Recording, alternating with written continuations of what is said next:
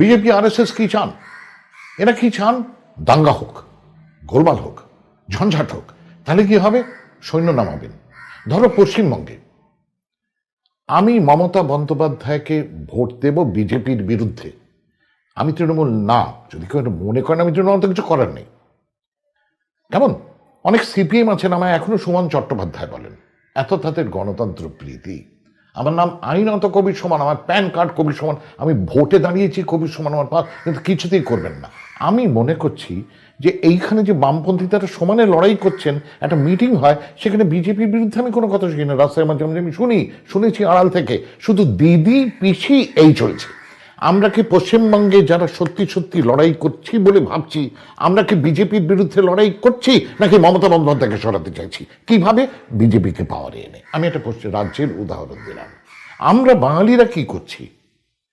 আমি কিন্তু তৃণমূলপন্থী না, একেবারে শর্ত সাপেক্ষে বিজেপি আসবে ওই ভয় আমি তৃণমূলকে ভোট দেবো, কারণ ওদের হাতে লোক আছে।